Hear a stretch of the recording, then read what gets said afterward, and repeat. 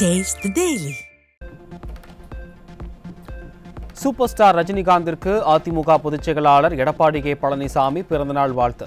தமிழ் திரையுலகின் அசைக்க முடியாத பேராளுமையாக 50 ஆண்டுகளாக கோலோச்சி வரும் சூப்பர் ஸ்டார் ரஜினிகாந்த் என கழக பொதுச் செயலாளர் புகழாரம்.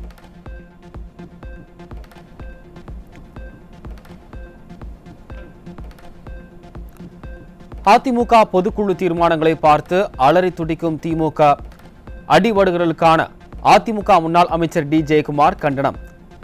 தமிழகத்தின் தலையாய கொத்தடிமைகளான திமுகவின் வாய்தா வக்கீல் ஆலந்தூர் பாரதியும் ஆதாயம் தேடி அமைச்சர் திருமயம் ரகுபதியும் காங்கிரஸ் கட்சியை சேர்ந்த செல்வ பெருந்தகையும் திகழ்வதாக விமர்சனம்.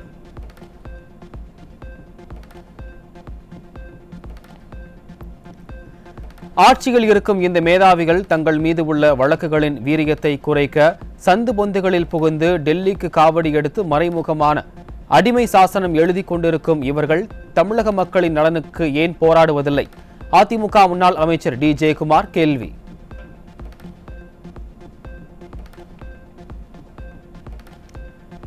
புதிய வாக்காளர்கள் படிவம் 6 மற்றும் உறுதிமொழி படிவத்தை நிரப்பி BLOவிடம் சமர்ப்பிக்கலாம்.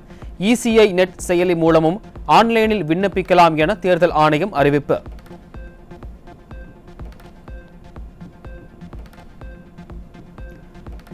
கிளாம்பாக்கம் மஹிந்திரா சிட்டி உயர்மட்ட சாலை மற்றும் பரனூர் திண்டிவனம் 68 கிலோமீட்டர் சாலை திட்டங்கள் நிறுத்தப்பட தமிழக அரசும் CMRL நிறுவனமும் முடிவெடுக்க தாமதமானதே காரணம்.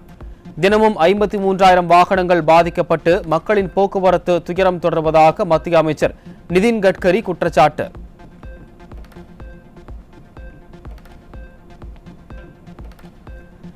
தமிழக வாக்காளர் பட்டியல் தீவிர திருத்தப் பணிக்கு தேர்தல் கமிஷன் கூடுதலாக 3 நாள் அவகாசம். போலி வாக்காளர்கள் இடமாற்றம் செய்தவர்கள் பெயர்கள் நீக்கப்படும் என அறிவிக்கப்பட்டுள்ளதால் வரைவு வாக்காளர் பட்டியல் வருகிற 19ஆம் தேதி வெளியீடு. கிருஷ்ணகிரி மாவட்டம் ஓசூர் அருகே பர்கூரில் வீடு புகுந்து பெண்ணை பாலியல் வன்கொடுமை செய்ய முயன்ற இளைஞர் சிக்கினார். திறனற்ற ஸ்டாலின் ஆட்சியில் காவல்துறை மீதான பயம் துளி கூட இல்லாததால் சர்வசாதாரணமாக அரங்கேறும் பாலியல் குற்றங்களால் பெண்கள் அதிர்ச்சி.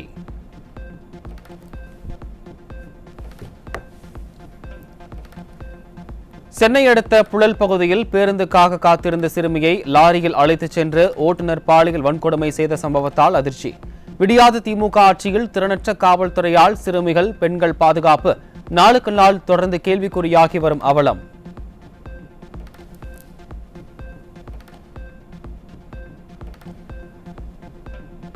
செங்கல்பட்டு மாவட்டம் களிப்பட்டூர் பகுதியில் குழந்தைகள் இல்ல இயக்குனர் ஜோசப் பால் என்பவர் 34 சிறுமிகளை பாலியல் வன்கொடுமை செய்த கொடூரம்.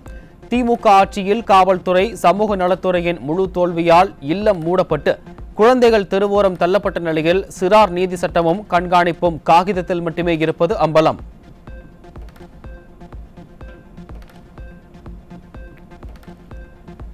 கரூர் அரசு கலைக்கல்லூரி மாணவிக்கு பேராசிரியர் பாலியல் தொந்தரவு செய்ததாக எழுந்த புகாரை அடுத்து மாணவிக்கு ஆதரவாக சென்ற சக மாணவர்களுக்கு மிரட்டல். கல்லூரிக்கு வரவில்லை என்றால் மாற்றுச் சான்றிதழ் வழங்கப்படும் என்ற எச்சரிக்கையால் கல்லூரி வாயிலில் போராட்டத்தில் ஈடுபட்ட மாணவ மாணவிகள் கல்வி நிறுவனங்களில் இதுபோன்ற துஷ்பிரயோகங்களுக்கு கடும் கண்டனம். அவங்க மேல கம்ப்ளைண்ட் கொடுக்க போனதுக்கு இங்க காலேஜ் இருந்து போன் பண்ணி நீங்க 2:30க்குள்ள காலேஜ் வரலனா உங்க டிசி கொடுத்து வீட்டுக்கு அனுப்பிச்சு விட்டுருவோம் அப்படின்னு சொல்லி சொன்னாங்க. உயிரோட இருக்க மாட்டீங்க 2:30க்குள்ள வரலனா அப்படி சொல்லி சொன்னாங்க. சார் சொன்னாரு. சென்னை அம்பத்தூரில் ஓடும் பேருந்தில் கஞ்சா போதையில் பெண்ணிடம் ஆபாச சைகை காண்பித்து நடனம் ஆடிய நபரை காவல் நிலையத்தில் பிடித்துக் கொடுத்த பயணிகள். திறனற்ற திமுக அரசு இளைஞர்களின் எதிர்காலத்தை பாதுகாக்குமா அல்லது போதைக்கு தாரை வார்க்குமா என பொதுமக்கள் கேள்வி. வேலூர் மாவட்டம் குடியாத்தம் பகுதியில் இளைஞர்களை சீரழிக்கும் நோக்கில் கஞ்சா விற்பனையில் ஈடுபட்ட நபர் சிக்கினார். தீய சக்தி திமுக ஆட்சியில் கஞ்சா உள்ளிட்ட போதைப் பொருட்களின் புழக்கம் கட்டுக்கடங்காமல் செல்வதாக மக்கள் குற்றச்சாட்டு.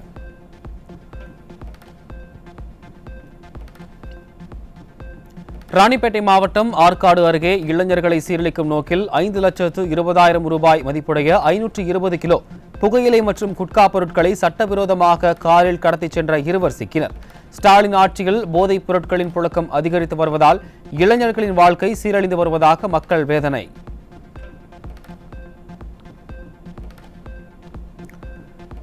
ராணிப்பேட்டை மாவட்டம் நெமிலி அருகே இளைஞர்களை சீரழிக்கும் நோக்கில் காரில் பெங்களூரில் இருந்து 326 கிலோ குட்கா பொருட்களை சட்டவிரோதமாக கடத்திய நபர் சிக்கினார். ஸ்டாலின் ஆட்சியில் வெளி மாநிலங்களில் இருந்து முதலீடுகள் வருகிறதோ இல்லையோ போதைப் பொருட்கள் அனுதினமும் வருவதாக மக்கள் விமர்சனம். தேனி மாவட்டம் தேவாரம் அருகே குடும்ப தகராறு காரணமாக மனைவி மற்றும் மைத்துனரை தனது தந்தையுடன் சேர்ந்து சராமாரியாக வெட்டி கொலை செய்த இளைஞர். திமுக ஆட்சியில் சட்டம் ஒழுங்கு சீர்குலைந்து நாள்தோறும் நடைபெறும் கொலை சம்பவங்களால் பொதுமக்கள் அச்சம்.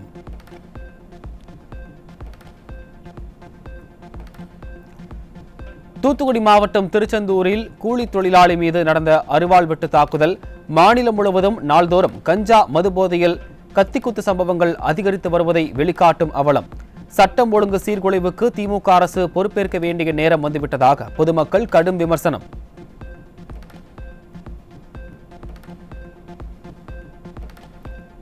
புதுச்சேரியில் கடந்த 5 நாட்களாக தேடப்பட்டு வந்த பெண் சாக்கு மூட்டையில் சடலமாக மீட்கப்பட்ட சம்பவத்தால் அதிர்ச்சி. திருமணத்தை மீறிய உறவில் இருந்தவர் அந்த பெண்ணை கொலை செய்து சாக்கு மூட்டையில் கட்டி மேம்பாலத்தின் கீழ் வீசிவிட்டு சென்றது போலீஸ் விசாரணையில் அம்பலம்.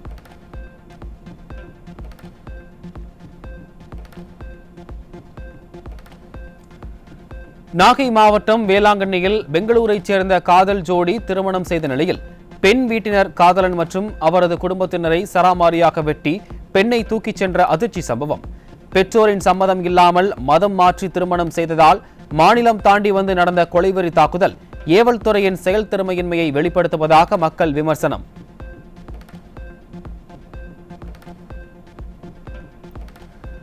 புதுக்கோட்டை மாவட்டம் அறந்தாங்கி அருகே உடல் அழுகிய நிலையில் கண்டறியப்பட்ட எலும்புக்கூடால் பரபரப்பு.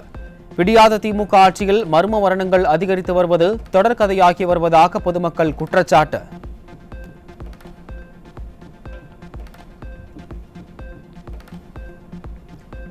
விருதுநகர் மாவட்டம் ராஜபாளையம் தனியார் நிதி நிறுவனத்தில் 56 சவரன் போலி நகைகளை அடகு வைக்க வந்த அரசு பள்ளி தலைமை ஆசிரியர் மற்றும் திமுக நிர்வாகி உட்பட 5 பேர் சிக்கினர். விடியாத திமுக ஆட்சியில் உடன்பிறப்புகளே குற்ற சம்பவங்களில் ஈடுபட்டு வருவது சட்டம் ஒழுங்கு சீர்குலைவை வெளிச்சம் போட்டு காட்டும் அவலம்.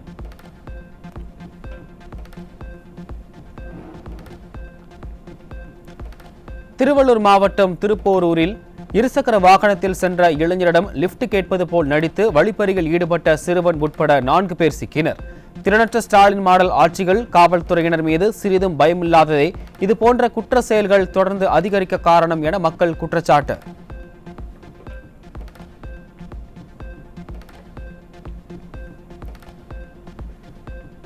கோவை மாவட்டம் பொள்ளாச்சியில் வாடகை வீட்டில் போலி சான்றிதழ்கள் அச்சிட்டு விற்பனை செய்த கும்பல் 10 லட்சம் பேரை ஏமாற்றி மோசடி செய்து உள்ளதாக தகவல். தமிழகத்தின் சான்றிதழ் என்றாலே இந்தியா முதல் உலகம் வரை அரசாங்கங்கள் அச்சப்படும் நிலையை ஸ்டாலினின் திமுக மாடல் உருவாக்கிவிட்டதாக மக்கள் விமர்சனம்.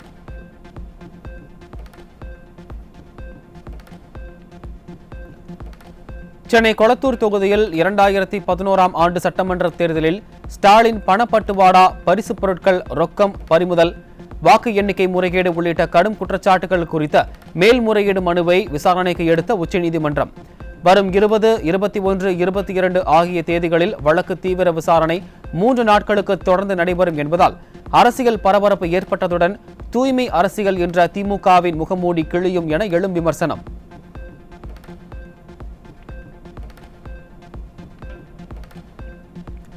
சென்னையில் 1000 கோடி ரூபாய் டாஸ்மாக் ஊழல் வழக்கில் திரைப்பட தயாரிப்பாளர் ஆகாஷ் பாஸ்கரன் மீது நடவடிக்கை எடுக்க தடையாக இருந்த இடைக்கால உத்தரவை நீக்க வேண்டும் என்று அமலாக்கத்துறை வலியுறுத்தல். ஆகாஷ் பாஸ்கரன் மனுவின் இறுதி விசாரணை ஜனவரிக்கு ஒத்திவைக்கப்பட்ட நிலையில் ஊழல் சந்தேகங்கள் மீண்டும் தீவிரம் பெறும் சூழல் உருவாகியுள்ளது.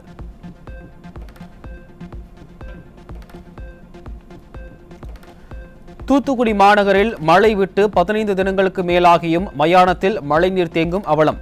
விளம்பரம் மாடல் திமுக அரசின் மாநகராட்சி நிர்வாகம் மழை நீரை வெளியேற்ற எந்த ஒரு முயற்சியும் எடுக்காததால் உயிரிழந்தவர்களின் உடலை அடக்கம் செய்ய முடியாமல் பொதுமக்கள் தவிப்பு.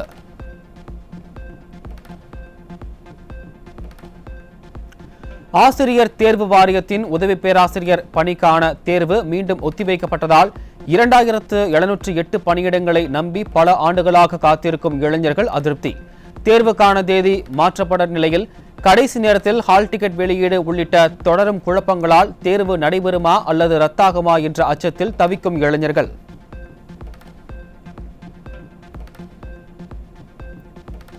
மதுரை ஆதிச்சநல்லூர் தொல்லியல் தளத்திற்கு அருகிலும் கிராம எல்லைக்குள்ளும் எந்த வகை கனிம சுரங்கங்களும் அனுமதி இல்லை என சென்னை உயர்நீதிமன்ற மதுரை அமர்வு உத்தரவு. வரலாற்று சிறப்புமிக்க ஆதிச்சநல்லூர் தொல்லியல் தளத்தை அழிக்கும் மணல் அகழ்வு திட்டங்களுக்கு முற்றுப்புள்ளி.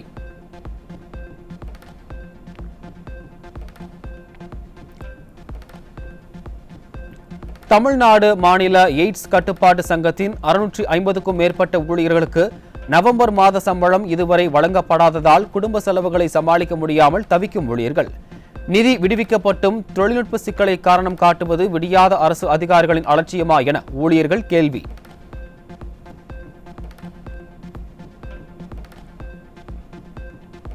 தமிழகத்தின் மற்ற பகுதி தூய்மை பணியாளர்களுக்கு இலவச உணவு திட்டம் நிதி இல்லை, சமையல் அறை இல்லை என முடங்கியது திமுக அரசின் போலி அக்கறை அம்பலம். தேர்தல் விளம்பரங்களுக்கு மட்டும் கோடிக்கணக்கில் பணத்தை செலவழிக்கும் நிலையில் தூய்மை பணியாளர்களுக்கு உணவு வழங்க ₹1 கூட இல்லையா என எழும் கேள்வி.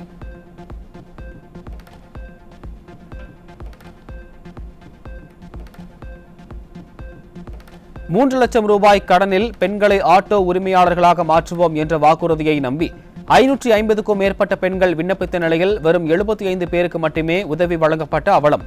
மீதமுள்ள விண்ணப்பங்கள் பரிசீலனையில் என கூறி காலம் தாழ்த்தி கண் துடைப்பு நாடகமாடும் ஸ்டாலின் மாடல் அரசு பெண்கள் தொழில் முனைவோர் கனவுகளை நொறுக்கு வருவதாக எழும் விமர்சனம்.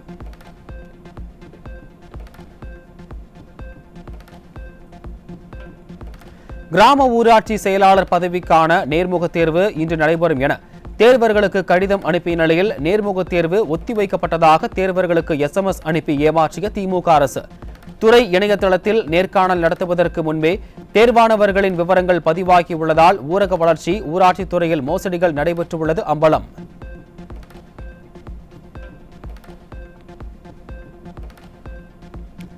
கடலூர் மாவட்டம் கானூர் கிராம ஊராட்சி ஒன்றிய அரசு தொடக்கப்பள்ளி மாணவர்கள் குப்பைகளை அள்ளிச் சென்று வெளிப்பகுதியில் கொட்டுவது வீடியோ வெளியானதால் பெற்றோர்கள் அதிர்ச்சி. பள்ளியில் பாட புத்தகத்தை கையிலேந்தி கல்வி கற்க வேண்டிய சிறார்கள் குப்பைகளை சுமக்க வைப்பதுதான் விடியாத ஸ்டாலின் அரசு பள்ளிக் கல்வித்துறையின் சாதனையா என்று பெற்றோர் வேதனையோடு கேள்வி.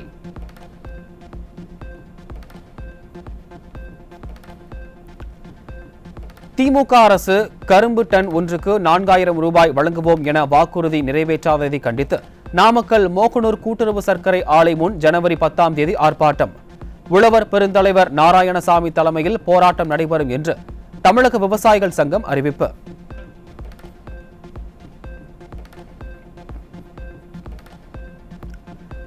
அரசுக்கு சொந்தமான புறம்போக்கு நிலத்தில் சிலுவையோ முருகன் சிலையோ அமைப்பதை ஏற்றுக்கொள்ள முடியாது என சென்னை உயர்நீதிமன்ற மதுரை அமர்வு நீதிபதிகள் திட்டவட்டம். முருகன் சிலை தொடர்பான மேல்முறையீட்டு வழக்கை வரும் 15 ஒத்திவைப்பு.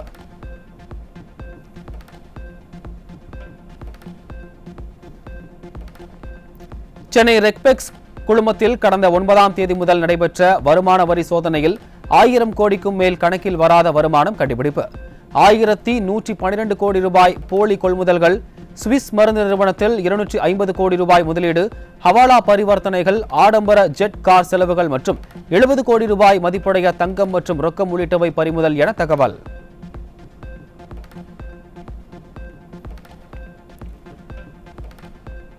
சென்னை விமான நிலையத்தில் புறப்பாடு மற்றும் வருகை என மொத்தமாக 36 இண்டிகோ விமான சேவைகள் ரத்து செய்யப்பட்ட நிலையில் தொடர்ந்து 11வது நாளாக தொடரும் விமான சேவை பாதிப்பு. இண்டிகோ நிறுவனத்தின் அலட்சியத்தால் உள்நாட்டு வெளிநாட்டு சேவைகள் கடுமையாக பாதிக்கப்பட்டுள்ள நிலையில் டிசம்பர் 1 முதல் நாடு தழுவிய நிலையில் நிலவும் குழப்பம்.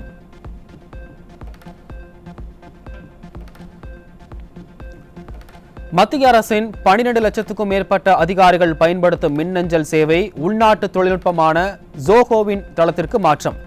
டிஜிட்டல் இந்தியாவின் தன்னிறைவுக்கும் உள்நாட்டு தொழில்நுட்பத்தின் மீது அரசு வைத்துள்ள தேசிய நம்பிக்கைக்கும் கிடைத்த மகத்தான வெற்றி என்றும் டிஜிட்டல் இந்தியாவின் முக்கிய முன்னேற்றமாகவும் இது பார்க்கப்படுகிறது.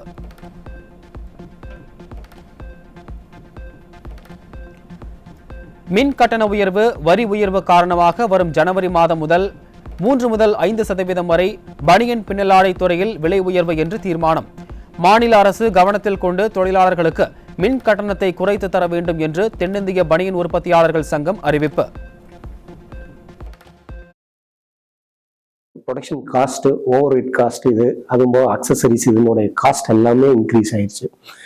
நூல் விலை உயர்லினாலும் மற்ற காஸ்ட் எல்லாம் இன்க்ரீஸ் ஆனதுனால நாம் இந்த ஒரு 3 to 5% விலை உயர்வுங்கிறது வர ஜனவரி 1 முதல் நடைமுறைப்படுத்தலான்ட்டு முடிவு பண்ணியிருக்கோம். இது எல்லா மெம்பர்களுடைய கருத்தை கேட்டு கிட்டத்தட்ட ஒரு 110 மெம்பர்கள் கலந்துட்டாங்க மீட்டிங்கில். அவங்களோட எல்லாம் கருத்தை கேட்டு அவங்களுடைய ஒப்புதலோட ஏகமனதாக தீர்மானம் கொண்டு இந்த விலை மாற்றத்தை கொண்டு வந்திருக்கோம். தமிழகத்தின் பல்வேறு பகுதிகளில் சொகுசு கார்களை திருடி வெளிமாநிலங்களில் விற்று வந்த 3 பேர் கோவை மாவட்டம் அன்னூரில் பிடிபட்டனர். திறனற்ற திமுக ஆட்சியில் காவல்துறையினர் மீது சிறிதும் பயமில்லாததால் குற்ற சம்பவங்கள் அதிகரித்து வருவதாக பொதுமக்கள் குற்றச்சாட்டு. ஈரோட்டில் ஒரே நாளில் அடுத்தடுத்து 4 சிறுவர்கள் உட்பட 18 பேரை தெருநாய் கடித்த சம்பவத்தால் பொதுமக்கள் அதிர்ச்சி. உச்சநீதிமன்றம் அறிவுறுத்தியும் விடியாத திமுக அரசு தெருநாய்களை கட்டுப்படுத்த நடவடிக்கை எடுக்காததால் நாய்க்கடி சம்பவங்கள் தொடர்கதையாவதாக பொதுமக்கள் குற்றச்சாட்டு. சென்னை அம்பத்தூர் மேனாம்பேடி பிரதான சாலை திடீரென உள்வாங்கியதால் ரேஷன் கடைகளுக்கு பொருட்களை ஏற்றி சென்ற லாரி பள்ளத்தில் சிக்கியது. சாலை உள்வாங்குவதை முன்கூட்டியே கவனித்து லாரியில் இருந்து குதித்ததால் ஓட்டுநர் உயிர் தப்பினார். விழுப்புரம் மாவட்டம் சொரத்தூர் ஊராட்சியில் குடியிருப்புகளை சூழ்ந்த மழை நீரால் பொதுமக்கள் கடும் அவதி. விடியாத திமுக அரசின் அதிகாரிகள் அப்பகுதியில் பழுதடைந்த பாலங்களை மாற்றி புதிதாக அமைக்காமல் அப்படியே சாலை அமைத்ததால் இத்தகைய நிலை ஏற்பட்டதாக மக்கள் வேதனை. குடிக்கிற தண்ணிலெல்லாம் பாதிச்சு இருக்கு. மெயின் ரோட்டில் நாங்கள் இருக்கிறோம், ரெட்டன ரோடு இது. மெயின் ரோட்லேயே பக்கத்தில் ஜம்போதி இருக்குது, இங்கே திரும்பட்டு இருக்குது. நம்ம சொரத்தூரில் 5 பாலமும் கட்டலை, அதனால் ரோட்டுலெல்லாம் தண்ணி நிற்குது. நம்ம ரோட்டு தண்ணியெல்லாம் வீட்டுக்குள்ளே வருது. நம்ம 500 குடும்பம் இருக்கிறோங்க சார். சிவகங்கை மாவட்டம் திருப்புவனம் அருகே குத்தகை காலம் முடியும் முன்பே வாழை மரங்களை வெட்டி சாய்த்த நில உரிமையாளர்கள் மீது புகார் அளித்தும் காவல்துறை நடவடிக்கை எடுக்கவில்லை என குற்றச்சாட்டு. விடியாத திமுக ஆட்சியில் ஏவல் துறையினர் எளியவர்களின் புகார்களை கண்டுகொள்வதில்லை என பொதுமக்கள் விமர்சனம். திருவாரூர் மாவட்டம் மன்னார்குடி அருகே புதிதாக டாஸ்மாக் கடை திறப்பதற்கு எதிர்ப்பு தெரிவித்து மது பாட்டில்களை சாலையின் நடுவே வைத்து இளைஞர்கள் சாலை மறியல் போராட்டம். ஆட்சிக்கு வந்ததும் பூரண மதுவிலக்கு கொண்டுவரப்படும் என பொய் வாக்குறுதி அளித்துவிட்டு கடந்த 4.5 ஆண்டுகளாக விடியாத ஸ்டாலின் அரசு இளைஞர்களின் வாழ்க்கையை சீரழிக்கும் வகையில் டாஸ்மாக் கடைகளின் எண்ணிக்கையை அதிகரித்து வருவதாக குற்றச்சாட்டு. திருவள்ளூர் பேருந்து நிலையம் அருகே குப்பைகளை கொளுத்தும் போது சாக்கு பையில் இருந்த மர்ம பொருள் வெடித்து சிதறியதில் 2 தூய்மை பணியாளர்கள் படுகாயம். திறனற்ற திமுக ஆட்சியில் தூய்மை பணியாளர்களுக்கு பாதுகாப்பில்லாத அவலம் தொடர்கதையாகி வருவதாக குற்றச்சாட்டு. இந்தியாவிலிருந்து இறக்குமதியாகும் குறிப்பிட்ட பொருட்கள் மீது 50% வரி விதிப்பதாக மெக்சிகோ அரசு அறிவிப்பு. மெக்சிகோவுடன் வர்த்தக ஒப்பந்தம் மேற்கொள்ளாத நாடுகளிலிருந்து இறக்குமதியாகும் பொருட்களுக்கு 50% வரை வரி விதிக்கும் புதிய சட்டத்திற்கு அந்நாட்டு நாடாளுமன்றம் ஒப்புதல் வழங்கியுள்ளதால் அடுத்த மாதம் முதல் வரி உயர்வு அமலுக்கு வருகிறது.